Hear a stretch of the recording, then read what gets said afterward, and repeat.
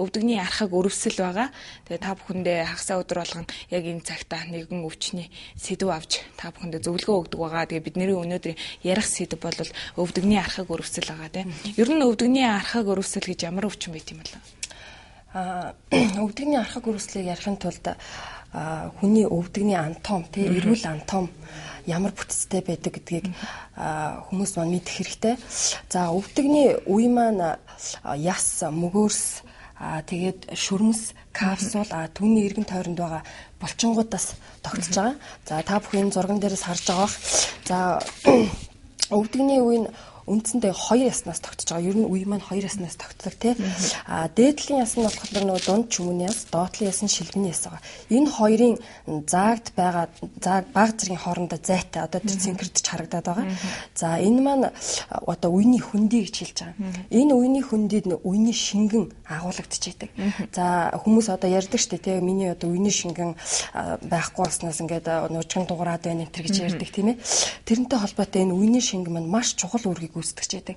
Өөрөөр хэлэх юм бол 0.13-аас 3.5 мл юм өнгөгүй тунгалаг шингэн энэ үений хүндэд агуулгадж байдаг. За энэ шингэн бол одоо үеийнхээ мөгөөрсийг тижээгээд тэрнийхээ үндсэн дээрээс одоо нөгөө үеийнхээ уян харамхаа, уян налархаа хөдлөх тийм ээ тэр хөдөлгөөнийг одоо нөхцөлдүүлж өгч байдаг. Гэтэл энэ одоо үйл ажиллагаа алдагдсанаас болоод үе маань өвдөж эхэлдэг. Өөрөөр хэлэх юм бол архаг өрөвсөл гэж юугаа хэлж байна гэхээр тодорхой шалтгааны улмаас удаан хугацаагаар одоо ямар нэгэн зовир шаналгаа илэрснээс болоод өвдөг маань өвдөж архаг өрөвсөлж шилждэг байгаа. Өвдөгний архаг өрөвсөл маань тэгээд ямар шалтгаануудаас одоо үүсдэг юм. Өвдөгний архаг өрөвслийн шалтгаан ер нь өвдөг архаг өрөвсөл гэдэг маань их цочмог одоо бүх явцуудыг дагаж явж байгаад архаг шатандаа шилжих хэлж байгаа. Тэгэхээр шалтгааны хамгийн гол одоо нэг шалтгаан бол шин тэжээлийн шалтгаан гэж байгаа. Өөрөөр хэлэх юм бол хүний ясны тийм ээ 99% кальц бүрдүүлж байдаг.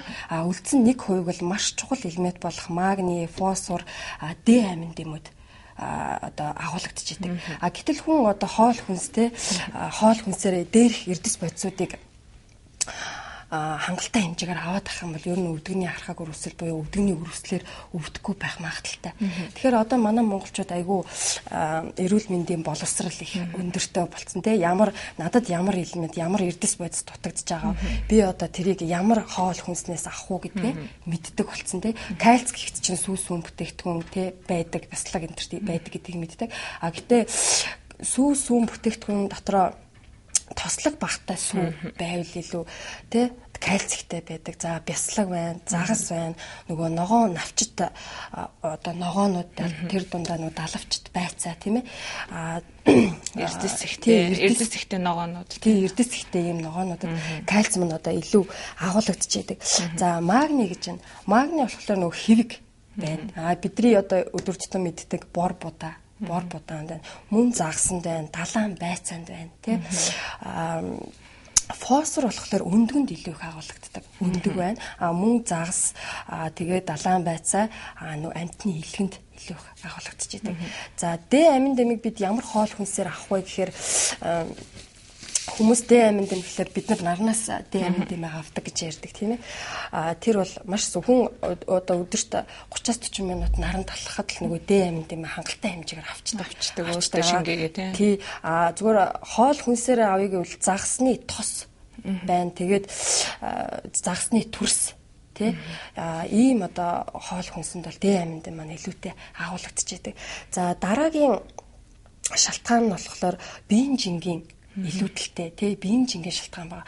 Өөрөөр хэлэх юм бол өвдөг маань тий одоо насан туршдаа хүний одоо насан туршдаа амьдралын бүхэл үед маш хүнд ачааг өөрж явдаг хамгийн том тулгуур хэрэгтэн байдаг тий. Тэгтэл дээрэс нь хүнд ачаагаар дараад тахлаар нөгөө одоо түрүүнд энэ антом дээр ярьсан тий энэ хоёр ясны хооронд зай маань багасаад тий дээрэс хүнд ачаад байгаа тий дараа тэнгүүд нөгөө хоорондох зай маань багассаар агаад тэмдэх нөгөө үйл ажиллагаа явагдах одоо юмнууд ингэж одоо цогсноос болоод өвдөг маань өрөвсөж эхэлдэг. Тэгээд одоо тэр мөгөөрс нь хатуураа тий яснууд нь хоорондоо нийлээд одоо хавиралдах, үргэлдэх тийм одоо зовирууд илэрч ирдэг. Тэгэхээр биеийн жин дээрээ бас их анхаарах хэрэгтэй. Бас нэг том шалтгааны нэг. Бид бол биеийн жингээ өөрсдөө зохицуулж болох цаг тийм ээ. За дараагийн том шалтгаан нь юу гэхээр хүйтэн сэрүүний шалтгаан байгаа. Хүйтэн сэрүүний шалтгаан. Тэр нь юу гэхээр одоо өвдөг маань зүрх одоо цусны эргэлтийн тогтолцоо буюу зүрх вэ тийм ээ. Тэрнээс их алслагдмал байдаг тий. Алслагдмал байдаг учраас одоо хүйтэн нөхцөлд хүний нөгөө одоо хялгсан салгас гэж байдаг тий. Тэд нар нь ингээд нариснаас болоод нөгөө өвдөгний маань цусан хангамж илч дулаан алдагдаад тэгээд тэнд одоо өрөвсөл үүсэх нөхцөлийг бүрдүүлж байгаа. Тэгэхээр хүн хүйтэн сэрүүн нөхцөлд одоо нөхцөлтэй зөв харьцдаг байх хэрэгтэй тий. Даарч аявал одоо өвдгөө хамгаалах, дулаан байлгах энэ нөхцлүүдийг бас бүрдүүлж өгч байгаа хэрэгтэй. За дараагийн нэг шалтгаан болохоор хүүсний шалтгаан гэж байгаа. Хүүсний.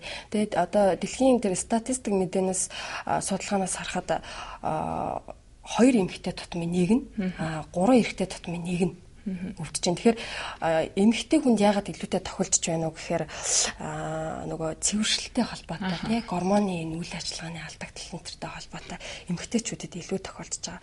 За дундаж наслалт буюу одоо 25-аас 30 наснд одоо хүний одоо энэ ясны жим маань физиологийн одоо үйлдэлээрээ буурч идэг.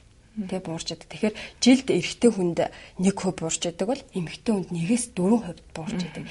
Тэгэхээр бид нэр одоо энэ нэвтрүүлгээр тийм ээ ямар шалтгаанаар энэ өвчин үүсч байгааг мэдчихэж байгаа юм чинь 1% бууруулж болно. 1-4% бууруулж болох бүрэн боломж байгаа тийм. За дараагийн нэг шалтгаан нь болохоор хөдөлгөөн тий ажил мэргэжилтэй холбоотой. За өвдөг маань ерөөсөө байнгын хөдөлгөөнд байх дуртай хэрэгтэй. Тэгэл хөдөлж иж тэнд нөгөө одоо үйл ажиллагааны явагдаж тэнцээ тижээл өгч тэгж байх дуртай хэрэгтэй байдаг. Гэтэл нөгөө тэнд хөдөлгөөн хийхгүй байнгын одоо цогсоо ажил хийдэг тий. Эсвэл одоо байнгын ширээн харс суудаг. Эсвэл хэвтрийн ийм хүмүүст илүүтэй их тохиолддог учраас хамгийн чухал шалтгаан бол бас хөдөлгөөн байгаа. За тэгээд дараад нь бол бас хөдөлгөөн ямар хөдөлгөөн хийх үү, ямар хөдөлгөөн хүний өвдгөнд тийм ээ хэрэгтэй вэ гэдгийг ярина. За өмнөөс энэ өвчнийг одоо ингээд тусчлаа гэхээр ямар шинж тэмдгүүд одоо илэрч байна. Эхлээд анхаар шатнаас нь за хамгийн түрүүнд одоо хөнгөн явц гэж хэлж байгаа. Хөнгөн явцанд одоо түр одоо хаяа нэг өвдгөөр одоо хатгаж өгдөг тийм ээ.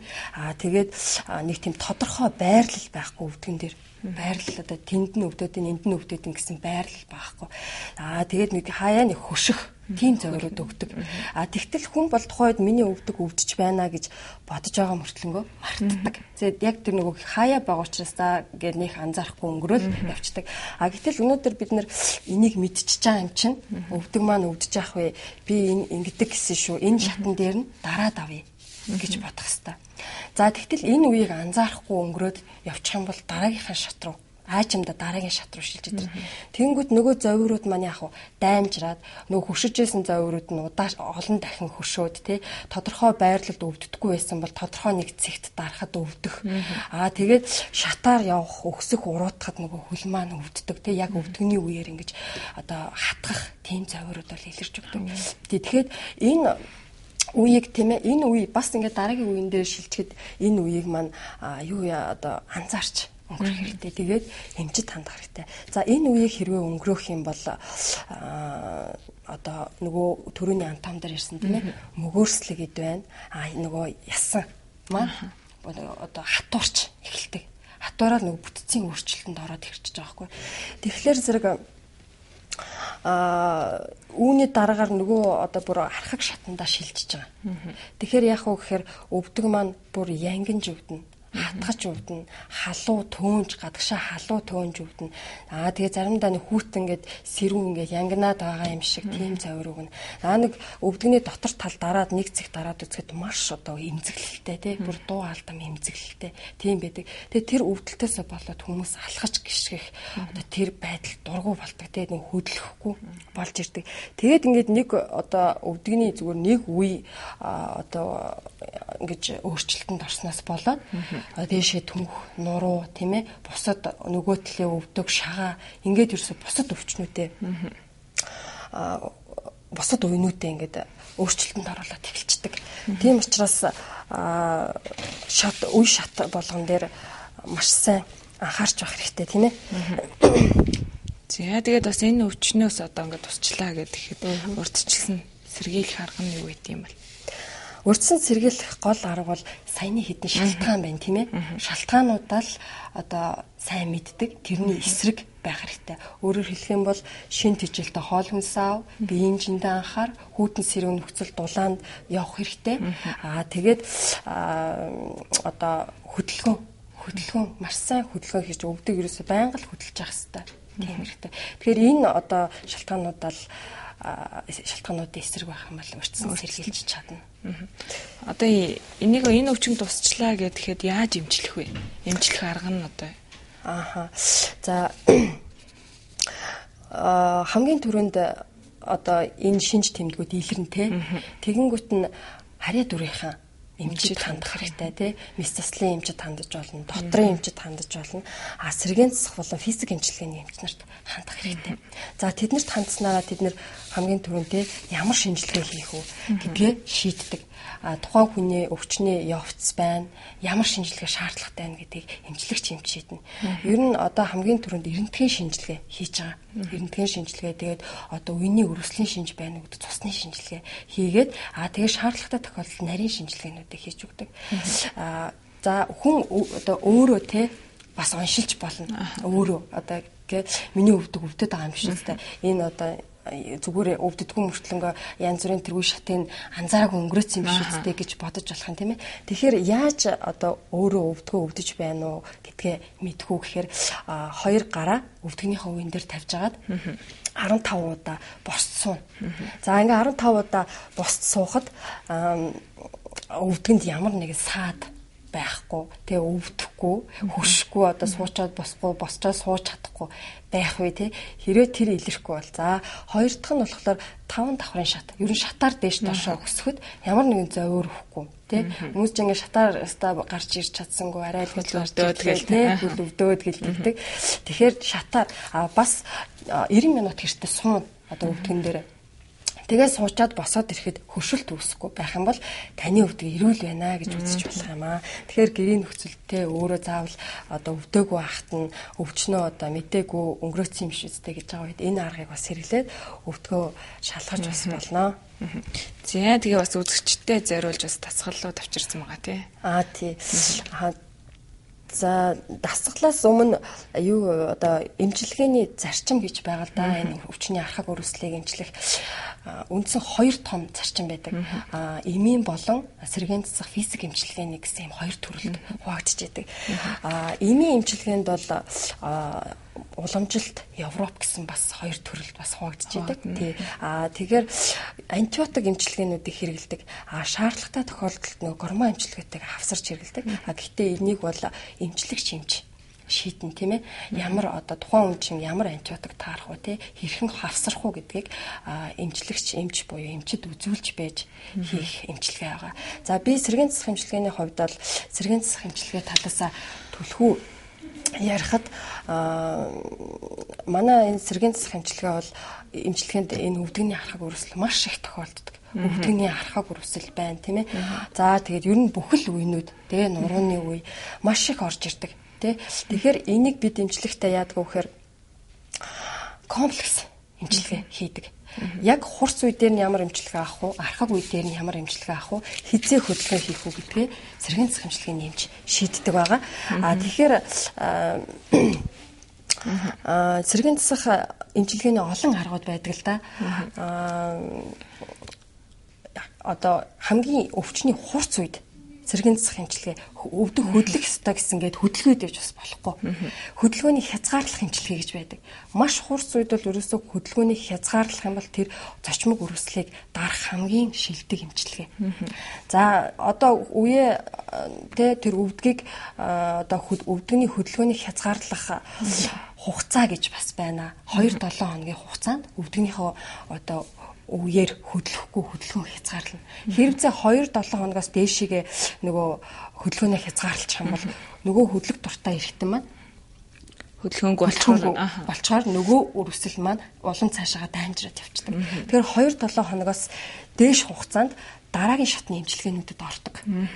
Тэгэхээр 2-7 хоногт бид одоо хөдөлгөөнийг хязгаарлаж байгаа энэ хугацаанд нөгөө эмийн эмчилгээг авсарна тийм ээ. Нөгөө физик аппаратнуудаа хавсарна тийм эмчилгээгээ. Тэгээд энэ хөдөлгөөнөөс хязгаарлах энэ эмчилгээнд хэвтрийн дэглэм бас сахина гэж байдаг. Тэрэнд яадаг вэ гэхээр зөвхөн өвдөгний үеийнээс гадна олон үеийг одоо хамарвал эмнэлэгт тийм ээ 2-7 хоног үе түүнээс дээш хугацаанд хэвтэж одоо хөдөлгөөн хязгаарлах хэрэгтэй байдаг. Богино хугацаанд хөдөлгөөн хязгаарлах гэж бас байна. Тэр нь яадаг вэ гэхээр одоо эмчилгээний явц эмчилгээ хийгдэж явах үед тийм ээ хүн шөндөө 8 цаг хүн шөнө 7-оос 8 цаг унтдаг тийм ээ 8 цаг өдөртөө болохоор 1 цаг орой хоолны өмнө 1 цаг ингээ өвдгөө өвдгөнийхөө хөдөлгөөнийг хязгаарлаж өвдгөө амрааж байгаа юм. За ингээд хөдөлгөөн хязгаарлах эмчилгээний дараа энэ хязгаарлах эмчилгээтэй хамт физик аппаратнууд маань бас эмчилгээнд хавсрагдаад явж байдаг. Физик эмчилгээ бол маш олон төрлийн одоо эмчилгээ тий зарчмуудтай байдаг. Одоо хурц үед нь ямар эмчилгээ, ямар аппаратанд оруулах вэ тий? Цахилгаан эмчилгээ байна, лазер эмчилгээ байна, цахилгаан сорон зоор, хит ягаан туяа тий. За тэгээд шавар эмчилгээ байна. Энэ эмчилгээнүүдээс аль төрлийг авах уу, хэрхэн хослох уу, хосолж аль өрөслийг яаж дурах уу, тухайн өвчтнийхөө онцлогоос шалтгаалж эмчилгээ хийдэг. За энэ физик аппарат энэ үе шатыг өнгөрөөсний дараагаараа нөгөө жинхэнэ хөдөлгөөн эмчилгээнд орох хэрэгтэй тийм ээ. Хөдөлгөөн эмчилгээнд орох хэрэгтэй. За одоо нэг дасгал үзүүлээ. Дасгал одоо үений хөдөлгөөн тийм ээ дасгал хийхин тулд за эхлээд дасгал хийхин тулд амьсгалын дасгал аавна. За дасгал бүрийг 4 удаа хийж өгнө. За дээш гараа өрхтөө амьсгалаа аваад доошо болгохтаа амьсгалаа гаргана. Дандаа гэрийн нөхцөлд хийх, ажил дээрээ хийх боломжтой тийм ээ. За энэ дасгалыг хийхдээ энэ хөлийн үлмийн үсгийг жийж өгнө. Ингэснээр нөгөө өвдөг орчмын булчин, шилбэний булчин, гуйны харын булчингуудыг хөгжүүлж өгч байгаа. Ер нь бол энгийн дасгалууд байна шүү дээ. Гэртээ хийж болно тий. Тэгээд дасгалуудыг хийж явах явцдаа харахад ингээд энгийн боловч яг хийгээд үцхээр нөгөө одоо өөрчлөлтүүд маань илэрч өгдөг. Тэгээд дасгалыг хийх үеэ маш зөв сонгох хэрэгтэй тийм ээ. Одоо яг ингэж хийх хэвээр, яг ингэх хэвээр гэд хүчлээд иж бас болохгүй. Хийх үе гэхээр бас одоо өглөө ч юм уу өдөр ч юм уу арай хийвэл за өдөрт ер нь дасгалыг тийм ээ 1-2 удаа хийхэд одоо ялангуяа өдрийн тийм ээ хоол цаа идэж уухахаа өмнө тэгээд тэрний дараа дасгалаа хийх хэрэгтэй. За ингээ өвдгөө сайн шахаж өгнө өөрийнхөө бие рүү. Мөн гуйны одоо ганц өвдгөний үеийг эмчлэх гээд тийм ээ тэр хэсэг тойрсон булчингуудыг одоо хөдөлгөөнд оруулаад авах ш. Ерөөсөө хүний биеийн бүхэл хэсэг хөдөлгөөнд орж иж нөгөө булчингийн үйлчлэж маань сэргийж өгдөг. Тэр гол нь одоо булчингийн хүчийг хөгжүүлэх тийм ээ ачаал төсвөрлөх чадварыг нэмэгдүүлэх өөртөө үйлчлэх чадрыг сайжруулах чадвар алдагдлаас урьдчилан сэргийлэх ийм зорилготой байдаг хөдөлгөөн засал эмчилгээ маань. За энэ одоо түнхний үеэр эргүүлж जैन тийм ээ. Дотгошоо 2 удаа, гадагшаа 2 удаа эргүүлж जैन. За тэгээд дасгалаа ер нь 4 удаа хийвэл их сайн тийм ээ. 4-6 удаа. Гэтэ эхний ээлжинд бол 2 хийж байгаа, дараа нь 4 болгоод 6 болгоод ингэж явна. Дасгалыг айжм хийх их сайн. Дасгаж хийх хэрэгтэй тий. Тэгэхгүй бол нөгөө өвдгөнд маань их ачаал өгөөд яг өрөвсөл явагдаж байгаа тэр үеийг улам сэтрэх хандлагатай байдаг учраас аль үдээр ямар дасгал хийх үү гэдгийг эмчээсээ сайн зөвлөгөө авах хэрэгтэй. За энэ одоо сууга босоод энэ өвдөгнийх үү? Тий, өвдөгнийх. Түрүүнд нөө нэг 15 удаа сууж босоо гэж хэлсэн тийм ээ. 15 удаа сууж босоход өвдөгний үеинд маань ачаал өгч байна уугүй юу гэдгийг мэдэх дасгал байгаа. За өвдөгнийхөө үеэр эргүүлнэ. Хоёр хөлөө хооронд нь нийлүүлж агаад баруун зүүн тишээгээ эргүүлж өгнө. За ингээ эргүүлэхдээ өвдгөө гараараа өвдгөө тахим руугаа сайн шахаж өгөх хэрэгтэй. Тэгээ хүчтэй биш дасгалыг зөөлөн тийм ээ хийх хэрэгтэй. Ер нь бол дасгал хийж ийн гээд гэлс хийх биш өөртөө тохиромжтой үедээ тий тохируулж хийх хэрэгтэй. Одоо тэгж намайг эмч хий гэсэн гээд шахаад ээж болохгүй. Өөрийнхөө нөгөө бие организмыг чагнах хэрэгтэй тий. Миний хийж чадж байгаа эхний хэмжээ. Энээсээ би цаашаа ахиулна гэж бодох хэрэгтэй тий. За энэ ямар дасгал саяных болохоор яг нөгөө өлмийн өсгий дээр нэг нэгээр нь хөлөө өргөж байгаа. Тэгээд өвдөгнийхөө үеэр нугалж өгч байгаа. За энэ хараа нурууны дасгалтай, мөрний үений дасгалтай хамт хийгдэж байгаа. Цаашлаад энэ одоо толгой бас дээш доош өргөгдөж байна тийм ээ. Тэгэхээр энэ ерөөсө булчингууд маань бүгдээрээ зэрэг хөдөлжээж нөгөө булчингийн хүчийг хөгжүүлэх дасгал маань болж өгч байгаа. За одоо ингээд доошоо сууж байна. Нурууны булчин маш сайхан сунгаж байна. Яагаад тэгэхээр өвдчихлөөр хүн нөгөө өвдөгнийхөө өвдөлтөөс айгаад бие ингээд хураачлах хөдөлгөж чадахгүй. Тэгэнгүүт хамгийн түрүү нөгөө одоо нурууны бага нуруу тий дагсан булчингууд маань чангарчдаг. Тэгээд чангараад ороод ирдэг. Нөгөөх нь ингээд чангарснаас болоод бүр их өвдөлттэй болчдөг. Тэгэхээр бид нурууны сунгалтын дасгалуудыг хамт хийж өгөхийн зэрэгцээ өвдгөө өний дасгалаа бас хамт хийх хэрэгтэй тийм ээ. За энэ дасгалыг болгоомжтой хийх хэрэгтэй. Өөрийгөө бас их шахаж болохгүй. Давхараас энэ чи эрүүл мэндэд маш хэрэгтэй шүү дээ. Хөдөлгөөн гэдэг маань өөрөө тийм хатуу юм дээр хөвтөөд ингээд нуруугаар их хатгаж өвддөг шүү дээ. Тэр одоо энэ дасгалуудаас хийхэд бол ер нь нөлөөлөх болно. Энэ дасгалуудаас одоо энд нурууны яг арын бага нуруу дагсан булчингуудыг сунгах дасгалууд нь ихэвчлэн дандаа хэвтэй байдалтай дасгалууд байдаг. Босооч байна, суугаач байна. Хүн өөрийгөө маш сайн мэдрэх хэрэгтэй тийм ээ. Дасгал хийж байгаа хэвцээ. Аль булчин маань илүү ажиллаж байна уу? Аль талдаа илүү хэмзэлтэй байна уу? Хүний бие организм өөрт хилээд өгдөг. Тэгэхээр дасгалаа хийхдээ маш сайн мэдэрч хийх хэрэгтэй. За ингээд хэвтээд хийж байгаа дасгал байна. За энэ түрүүнд сууж байгаа санал дээр татаж хийсэн те. Тэрэн шиг ингээд хэвтэж агаад би илүүгээ татчихжээ. Энэ дээр ингээд харагдахад гойны арын булчин маш сайхан сунгаж өгч байгаа. Цаашлаад нурууны булчин сунгаж өгч байгаа. Дасгал хийхдээ амьсгалынхаа дасгалыг бас давхар хийгээд явуул их сайн. Дасгал эхлэхэд амьсгал аваад гүйцэтгэл дуусгаад амьсгалаа гаргаж ивэл амьсгалын дасгал бас давхар хийгээд нөгөө уушгины үйл ажиллагаа маань бас сайжирч өгч байгаа. Тэгэхээр дасгалын цогц гэж юмыг бас гүйцэлдүүл сайн хийх хэрэгтэй. Янз бүрийн фитнес клубд ингээд хөдөлгөөнд дутаглагийн хөдөлгөөн хийдэг штэ тий. Тэрийг ингээд огцом хийснээс одоо нөлөөлөх үү? Дасгалаа одоо ингээд айчмаар хийгээгүй гин тогцом нөхчтэй хөдөлгөөн хийхээр бас өвдөөд ингээд хөвтчихдэг штэ. Тий. Огцом ямар нэгэн дасгалыг ерөөсө огцом хийж болохгүй. Тэртээ дэргүү дасгал хийгээгүй зүгээр одоо энэ дасгал нь штэ. Яг энэ нурууны булчингийн арын булчин бол аюу сайхан сунгаж өгч байгаа. Хөвлийн одоо булчинтай бас хамт хийгдэж байгаа тий. За тэр болохоор дасгалыг түрүүнд хийсэн тийм ээ. Айжм өөртөө тохируулж тасгаж бидэд манайхан ч юм болохоор турах гад байна гэж очиод нөгөө аюу хөлс гаргаал эрчтэй хичээлж тэгж бас хамаагүй эрчимтэй тасгал хийж болохгүй. Бас ив эрүүл хүн юм уу те тийм тохиолдолд өөртөө жоохон ачаал өгч одоо бие халаалт өгч тийм ээ гүйлт мүлт алхалт энтрээр эхэлж байж бие халааж ич тийм хүчтэй тасгалуудаа хийх хэрэгтэй. Тийхгүй огцон л одоо ерөөс энийг хийх хэрэгтэй гэл маш чанга ингээл гүйцэлдүүлээд тах юм бол өвдөн. Зэн одоо нурууны дасгалыг эвтэй байдалтай хийж байна. За энэ одоо нурууны булчин бас маш сайхан сунгаж өгч байгаа. За хоёр тишээгээ гараа хоёр тишээ алдалж агаад түнхний үеэрээ хоёр тишээгээ эргэж өгнө. Түнх гэлээ түнх молтролт одоо яг юу насвалт юм.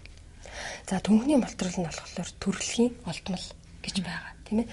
Тэгэхээр түнхний молтрлыг эмчлэх их олон аргууд байна л да. Аль болох багаас нь эрт оншилж эрт эмчлэх хэрэгтэй. За мөн л одоо нөгөө сэргийн засах эмчилгээний хөдөлгөөн байна тийм. Зөв одоо хөдлөх тэр одоо түнхний молтрлыг зөв байрлалд оруулж удаан хугацаагаар хадгалах тийм эмчилгээнүүдийг давхар явах хэрэгтэй. За тэгээд бас энэ дасгалын дараа манай эфирийн шууд утас нэгдэх болно. Тэгээд бас үзэгчдээсээ асуух зүйлээ бол асууж болно. Мөн 15 25 15 гэсэн дугаар руу мессеж илгээж болно. Ямар ч байсан үзэгчдээ дасгалын заагаад үгээ дараа нь бас тий хийж үзээд одоо дагаад хийсэн ч ер нь бол болно шүү дээ. Айжмаар сайхан тий. Айжмаар дагаж хийгээд тий ер нь өвдөгний үеийг ингэж хүлэх хэрэгтэй юм байна. Одоо бид нэр энэ дасгалыг хийгд ерөөсөө л 8 минут. Бас 8 минут болж байгаа. Тэгэхээр энэ цаг хугацаа бол богино хугацаа тийм ээ. Өөр хүн эрүүл бай гэж бодвол богино ийм хугацаа байгаа учраас хийх хэрэгтэй. Ажил дээр ширээнийхээ ард суучихтаа нөгөө сая суугаа байралтайсэн тийм суугаа байралтаа дасгалуудыг хийж болж чинь тийм гэртээ одоо зурагт үзээд орон дээр хөвтөж байхдаа хэрэгтэй байралтаа хийж болж чинь. Тэгэхээр цаг хугацаа бол ерөөсөө шаарддаг. Тэгэхээр өдөрт ерөөсөө 16 минут тий дасгал хөдөлгөөн хийж байх хэрэгтэй гэж үзэгчтэй хэлмээрээ. За тэгээд үзэгчтэй бид нар бас та нартай хөнгөн зөвлөгөө өглөө дасгалаа зааж өглөө бас дагаж хийсэн бахаа гэдэгт итгэлтэй байна. Тэгээд эфирийн утсаа нээлээ 7711 98 11 гэсэн утас руу шууд холбогдсон асуух зүйлээ бол асуугаарай. Мөн 15 25 15 руу мессежээр илгээгээрэй. Сая тэгээд бас мессежээр асуултууд ирсэн. Би таныг ярьж байгаа хооронд бас бичээд авлаа л да. Тэгээд энэ хөлний арьс булчингийн өрөвсөл гэдэг өвчнөд юу сайн бэ гэд. Хөлний арьс арьс булчингийн өрөвсөл гэж байна. Тэгэхээр яг өрөвсөл явагдаж байгаа тохиолдолд тийм ээ тэр нь хэр удаан одоо эхэлж байгаа юм уу хизээ эхэлж байгаа гэдгээс шалтгаалаад эмчилгээ маань явагдана. За арьсны талаас бол гадна талаас нь тийм ээ тос түрхэх тэгээд дотор талаас нь өрөвсөл дарах ийм уух. Тэгэхээр энийг бол арьс судлалын эмчнэр бол эмчилгээг зааж өгнө. Тэгэхээр очиж эмчид үзүүлээд ямар эмчилгээ хийх үү гэдгээ шийднэ. За булчингийн үйл ажиллагааны алдагдал дээр бол жинхэнэ одоо булчингийн үйл ажиллагааг сайжруулах аппарат физик аппарат тоног төхөөрөмжүүд бол маш олон төрөл байдаг. За тэр аппарат тоног төхөөрөмжн дээр булчин хит их одоо чангарсан байх юм бол тэрийг суллана. За одоо сэргийн засах эмчилгээнд дээр бол одоо эллэг эмчилгээ гэж байна те эллэг эмчилгээ хийж болно. Одоо булчингийн хүчийг сайжруулах дасгал хөдөлгөөн байна те тэр эмчилгээнүүдийг дандаа үе шатаар нь комплексоор нь хамт хавсарч эмчилгээ хийдэг. За бас энд нэг асуулт байна. Манай нөхөр түнхний барзгаар болсон. Тэгээ учир нь хазганаад явдаг ямар эмчилгээ хийлгэх вэ гэж. За насны хувьд аваад үзэхэд одоо хэдэн настай хүн байгаа гэдгээсээ бас шалтгаална тийм ээ. Тэгэхээр энэ бол эмчлэгдэхгүй биш. Эмчлэгтэн тийм ээ хазганаад яваад иж болохгүй. Очоод одоо нөгөө онцлогоор шинжилгээнүүдээ хийлгэн штэ. Эрдэнэтэй шинжилгээ хийгээд барцгаар гэдэг нь тогтогдсон байна тий. Тэгэхээр эмчид үзүүлээд ерөөсөө гадна талаас нь эмчилгээ хийн. Сэргийн засах эмчилгээнүүдээ хийн. Физик аппаратнуудад оруулна. За тэгээд давхар нурууны булчин тэнд чангарсан байгаа. Тэгэхээр нурууны булчин суллах ийм эмчилгээнүүдийг хамт хийж байж энэ зүгээр болно. За тэгээд эфирийн утас маань нээлттэй болсон байгаа. 7711 98 11 гэсэн утас руу шууд залган асуух асуулт байвал бас асуугаарай. Тэгээ мөн 15 25 15 руу бас мессежээр асуултуудаа илгээж болно. Тэгээ бидний өнөөдрийн ярьж байгаа сэдв маань бол өвдөгний архаг өрөвсөл байгаа. Тэгээ бас та бүхэнд энэний талаар мэдээллийг хүргэсэн байгаа, мөн дасгалыг зааж өгсөн байгаа тийм. За тэгээд мөнхтуул эмчтэй холбогдохыг хүсэх юм бол манай эфир утас 7711 98 11 гэсэн утас руу шууд холбогдоорой. Монголчууд ер нь энэ өвчнөр хэр өвчлж байна? Монголчууд гэх битэл дэлхийн даяар энэ өвч одоо бүр маш их тохиолдож байна. Тэ эмчлэх эмчилгээ болон одоо шалтгаан эмчилгээ нь бас тулгамдсан асуудлын нэг бол одоо тэгээд одоо сэргийн засах эмчилгээний аппарат тоног төхөөрөмжүүд төлхөө гарч ирсэнтэй холбоотой бас эмчилгээний үр дүн их сайтай байгаа л да. Манай одоо төмөр замын эмнэлэгт орж ирж байгаа манай практикт орж ирж байгаа ихэнх өвчтнүүд өвдөгний архаг өрөвсөлтэй. Ялангуяа нөгөө насжилтын байдлаасаа болоод одоо 40 25 30 40-тэй хүмүүс л одоо өвдөгний архаг өрөвслөөр одоо ямар нэгэн хэмжээгээр өвдөж орж ирсэн. Гэхдээ энэ бол бас хүн болгон энэ одоо юугаар дайрж өнгөрдөг тийм ээ өвчин. Энэ нь хөнгөн явцтай юу, хүнд явцтай юу, зүгээр насжилтын шалтгаантай юу гэдгээс шалтгаалдаг. Тэгэхээр нөгөө шалтгааныг үүсэхгүй байгаа хүмүүс нь бол хөнгөн тусаад тэрийгээ эдгээгээд ингээ явцдаг. Тэр нь үргэлжлээд ингээ явчихаараа ямар нэгэн хэмжээгээр эмч болон эмнэлгийн байгууллагад хандсан байдаг. За тэгээд энд бас хөл хавгнаад байна. Тэгээд чинрээд байхын энэ юунаас болоод байна вэ гэж. Хөл хавгна гэдэг нь шилбэг хэсгээрээ хавдгаж байна уу? Яг өвдөгний үеэр хавдж байна уу гэдгээс бас их шалтгаан. Ер нь өвдөгний үе хавдсан тохиолдолд шилбэг рүү бас хавнадаг. Шилбэг гоё руу ингээд өвдөлт дамжаад байдаг.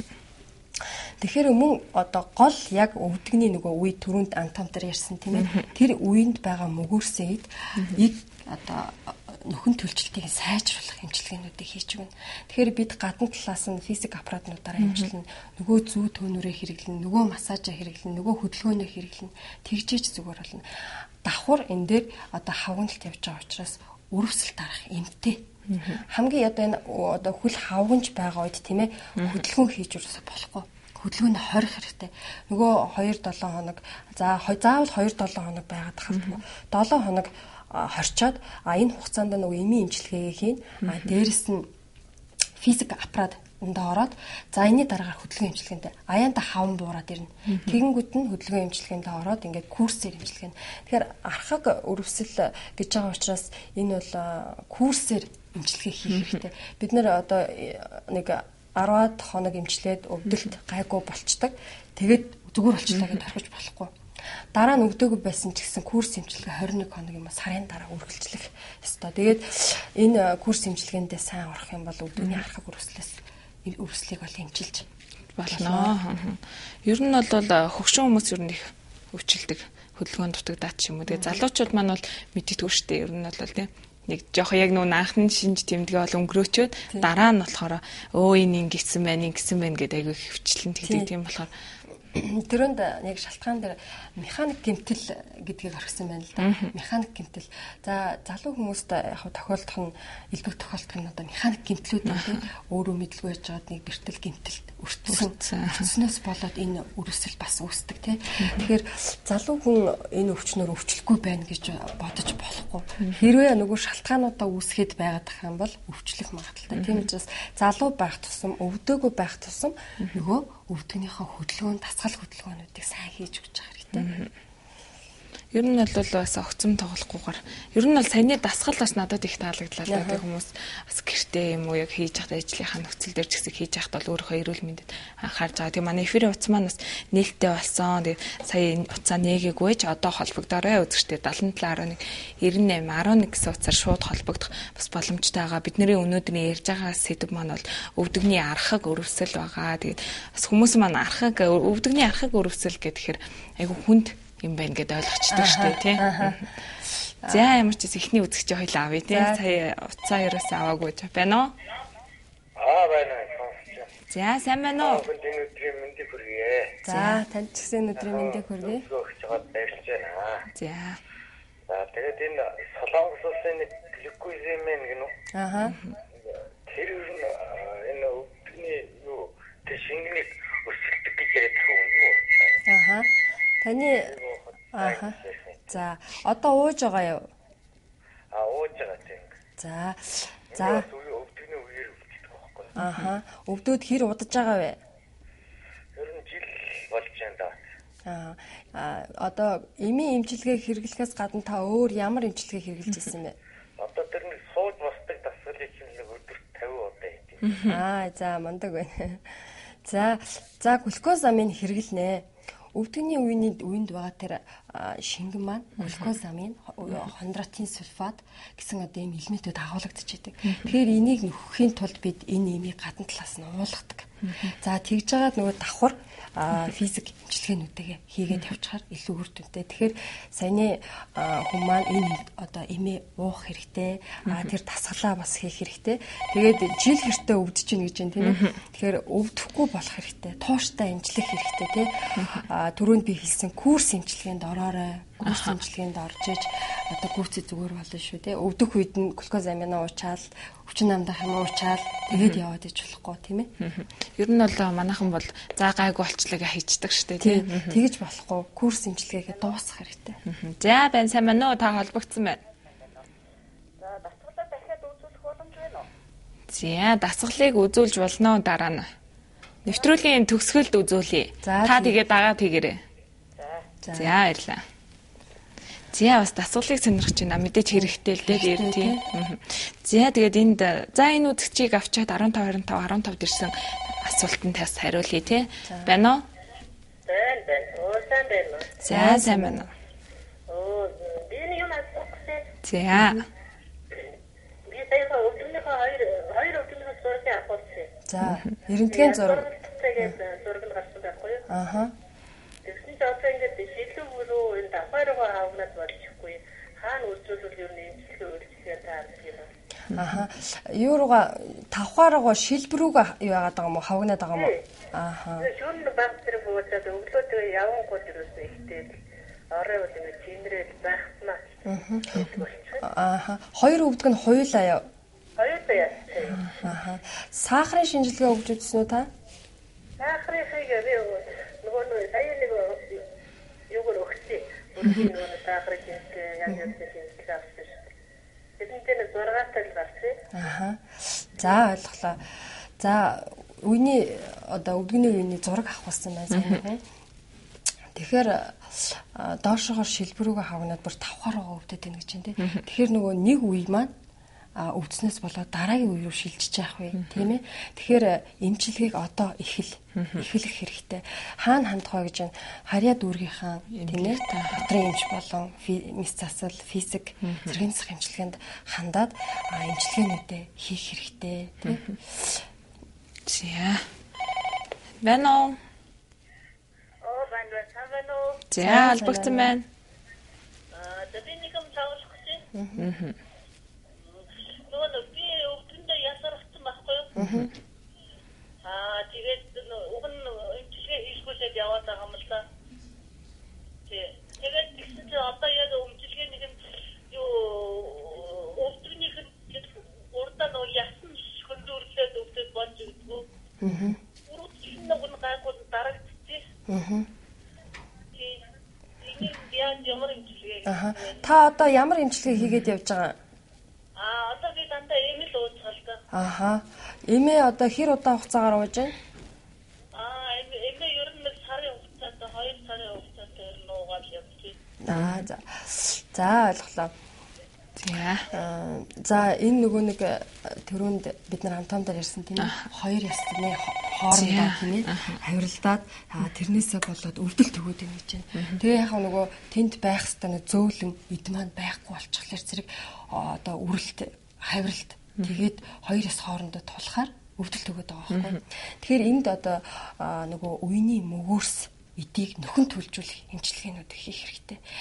Тэгээд нөхөн төлжүүлэхийн тулд юу хийх вэ гэхээр бид нар гадна талаас нь одоо янз бүрийн физик аппаратуудаар эмчилгээ хийдэг. Мөн энийхэн хажуугаар нөгөө элэг массажуудаар давхар хийгээд явцдаг. Ерөөсөө эмчилгээний зарчим бол ерөөсөө адилхан тийм ээ. Тэгэхээр энэ эмчилгээнүүдийг л сайн хийгээд яваад хахад одоо зүгээр болно. Тэгэхээр хамгийн гол нь их өвдөд байгаа. Одоо саяны хүн хэлж байна тийм ээ. Их өвдөд явж болохгүй хатгаж өвдөд байна гэж байна. Тэгэхээр зэрэг эмийн эмчилгээг бас нэлээд удаан хэрэгжилчихсэн. Тэгээ өвчин намдах эм уухаар одоо төр хугацаанд өвчин намдчаад тэгээ өрөвслэн дарагдсан эмүүдийг одоо жинхэнэ нөгөө сэргийн засах эмчилгээ, физик эмчилгээнүүдтэйгээ орох хэрэгтэй та. За тэгээд энэ дацгаа хүүхдийн тойгны ясан жижигэрсэн ямар эмчилгээ хийх вэ гэд 15 25 асуулт ирсэн байна.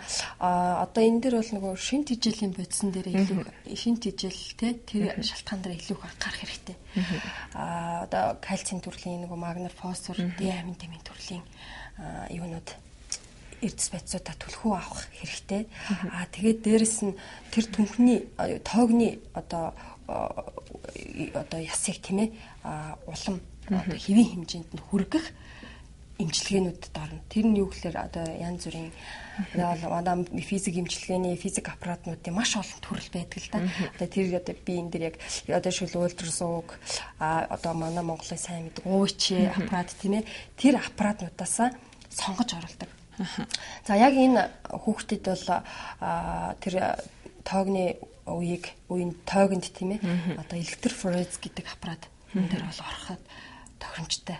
Тэгэхээр одоо хараад өрийнхээ эмчид үзүүл тийм ээ харуул тэгээд тууштай эмчилгээнд яваарай, шавар аршаанд яваарай тийм ээ. Үе хамгийн гол нь шавар аршаанд явах үе гэж байна. Аль үе дээр нь явах уу гэдгийг маш сайн сонгож авах. За энэ үзэгчийг авъя. Байна уу? Байна. За сайн байна уу? Холбогдсон байна. Сайн. За танд ч гэсэн өдрийн мэндийг хүргэе. Сайн дөрөв өгсөж баярлаа. Миний өвдөнд хоёр нь яг сурсан. За. Тэгээд энэ шагараа хавтаа тавхаараа хавтаа болдгоо. Тэгээд 10 эмчилгээ. За. Та ямар эмчилгээ намдаа одоо юм уугаад байгаа юм би. За. Тэгээд өвдөнд хадгалж байгаа өвдсөн байгаа бол шүнтэй лэнгэнэ.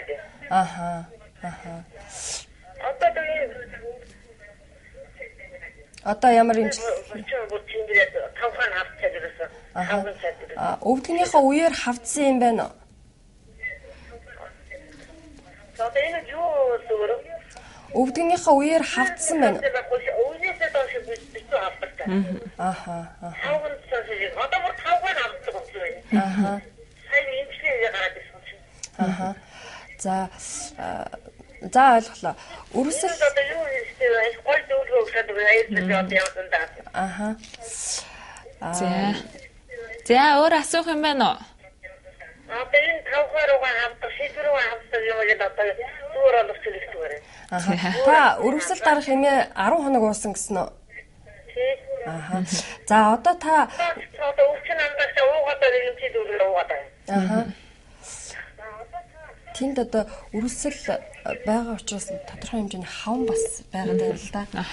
Тэгээ нэг хавнгаасаа их хүмүүс их эмзэглэдэг тийм хавдаал тэр одоо байх хэвээр юм маань ингээл томроод ирэхлээр зэрэг энэ одоо юу болчих гэж бас их сандардаг л да.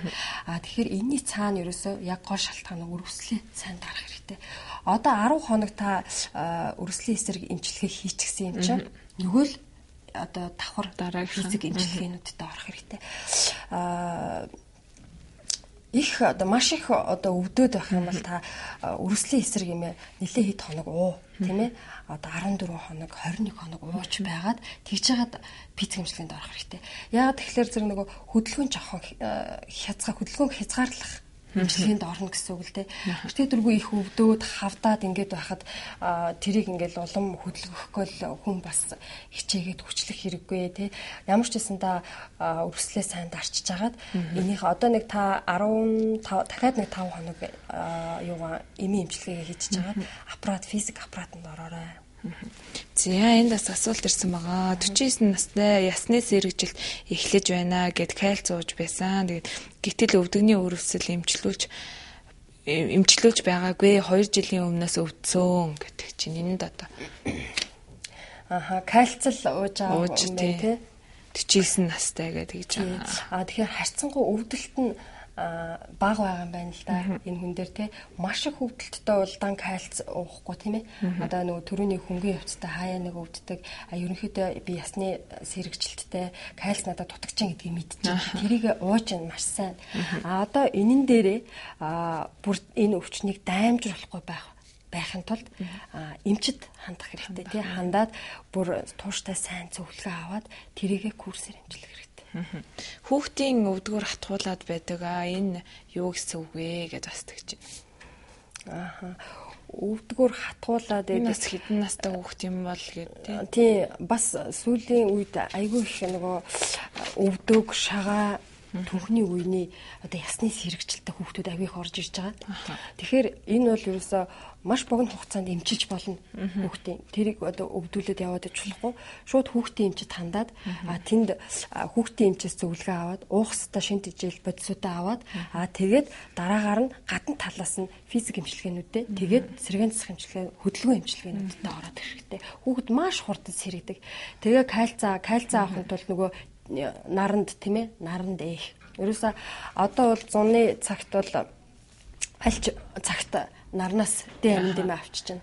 За Д аминдам бол яг нөгөө кальц, фосфор, магний маань жинхэнэ зөөдөг. Тийм ээ яг тэр ясанд хэрэгтэй үед дээр навьчиж өгдөг учраас нарны эмчилгээ бас хийх хэрэгтэй. За энэ үзэгчийг авъя.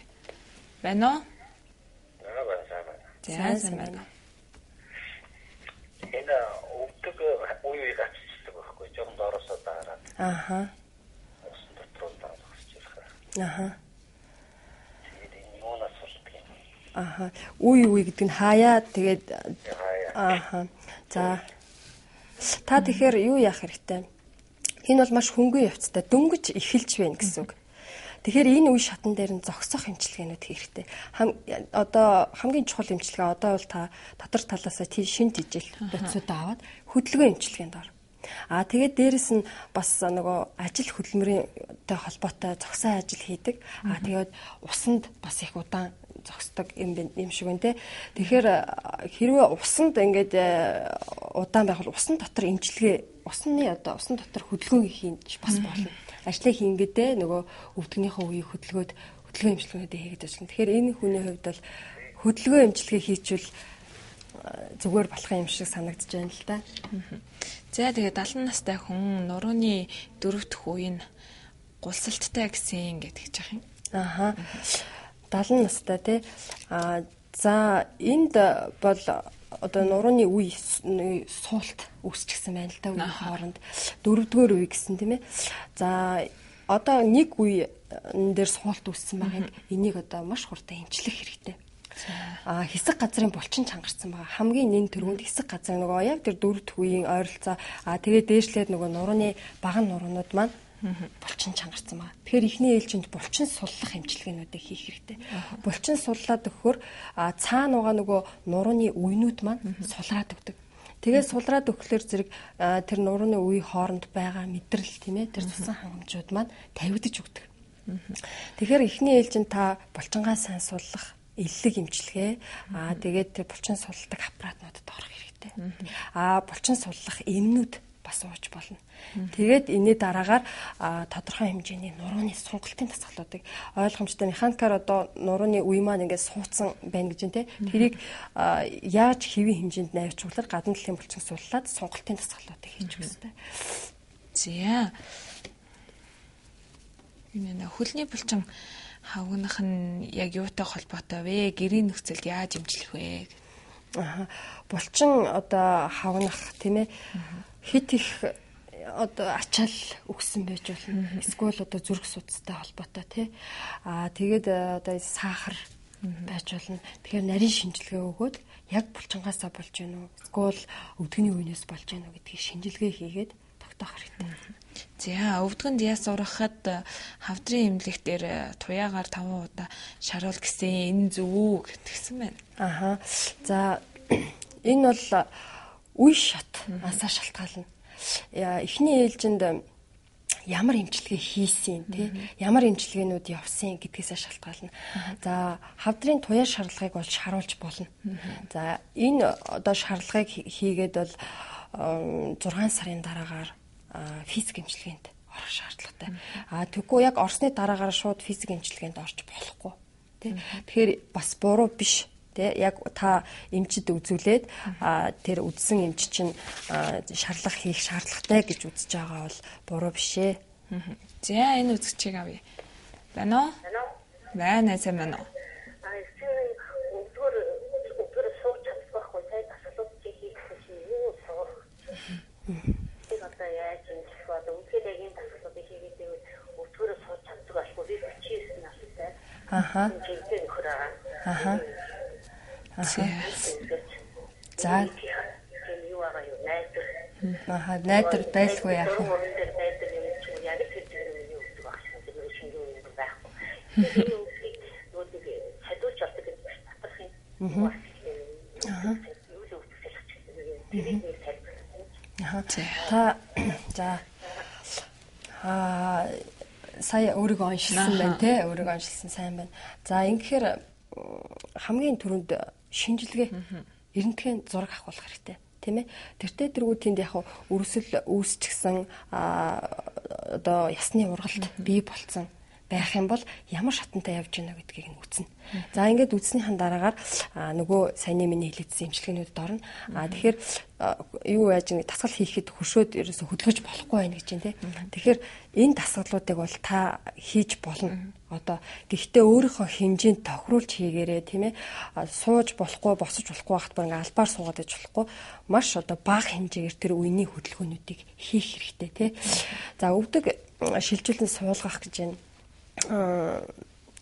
Эхлээд яг тэр мэс заслын эмчилгээнд орохоос өмнө наан одоо байгаа эмчилгээнүүдийг сайн хийгээд тэрний үр дүнг үзэж байж хийлгэх шаардлагатай тийм ээ. Бүр одоо дараагийн шатны эмчилгээ гэсэн үг. Тэгэхээр та харьяа дүүргийнхаа эмнэлэгт хандаад эмчилж болох магадлал бүрэн байна. Тэ найдар байна уу гэж асууж байна. Найдар маш том байгаа шүү.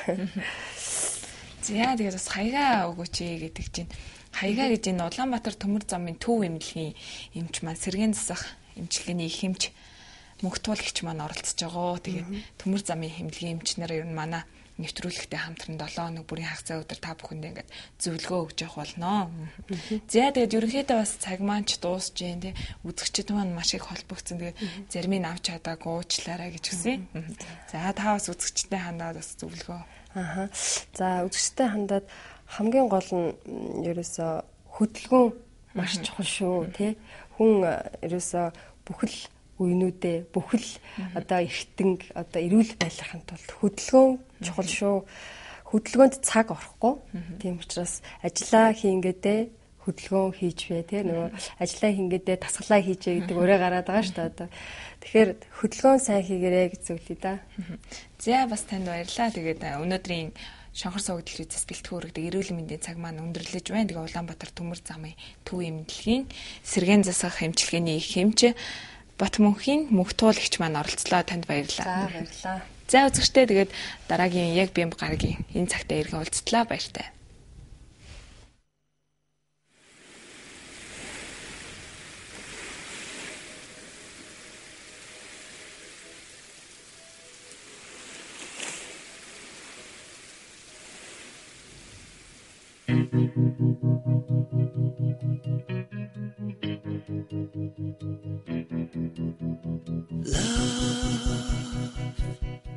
You're in pieces.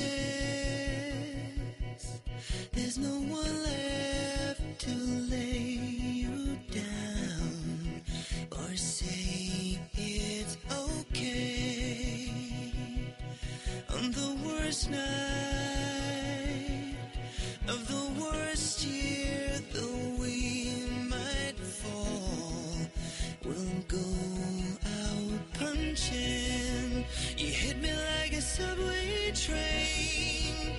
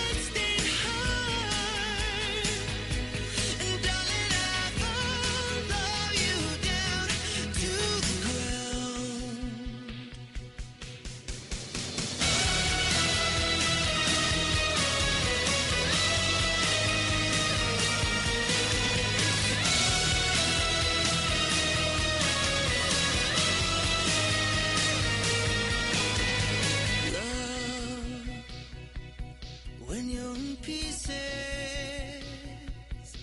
There's no one left to dry your eyes.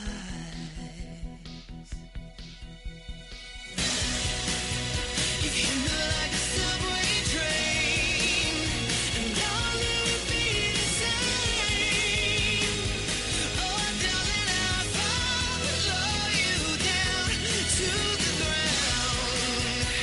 Even when you fall apart, I'll pick up your bloodstained heart. Oh, darling, I'll follow you down to the ground.